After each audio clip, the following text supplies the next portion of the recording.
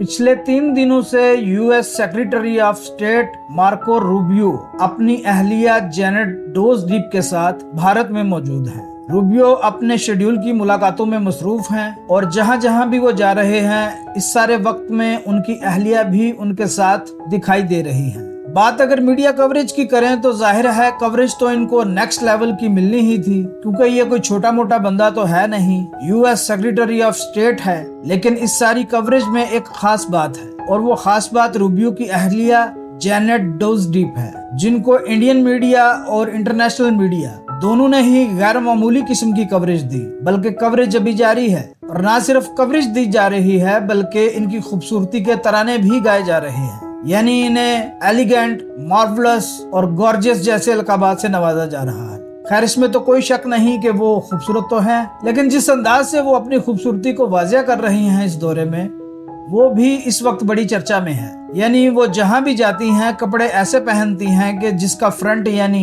गले वाला हिस्सा बहुत ही डीप होता है और सारी की सारी खूबसूरती उछल उछल कर बाहर आ रही होती है। भारतीयों ने इन मनाजिर को बहुत एंजॉय किया, लेकिन अब बस अब शायद ये हसीन मनाजिर दुनिया को मजीद देखने को ना मिले, क्योंकि रूबियो अपनी मिसेज के साथ ताजमहल का दर्शन करने पहुंचे तो उन्हें कहा गया कि अपनी बेगम को कहें कि यहाँ इस किस्म के ड्रेसेस नहीं चलते, बराए मेहरबानी इनसे कहें कि अपना सीना ढांप लें या फिर कोई इस किस्म का ड्रेस पहने कि जिसमें सीना नजर ना आए। अब मजबूरी थी मिसेस रूबियो, भला क्या कर सकती थी, ताजमहल भी देखना जरूरी था। सो उन्होंने बात मान ली और निस्बतन मोहतात लिबास इख्तियार किया। अजम टीवी को सब्सक्राइब कीजिए, वीडियो को लाइक कीजिए, शेयर कीजिए और कमेंट सेक्शन में अपनी राय का इजहार जरूर कीजिए।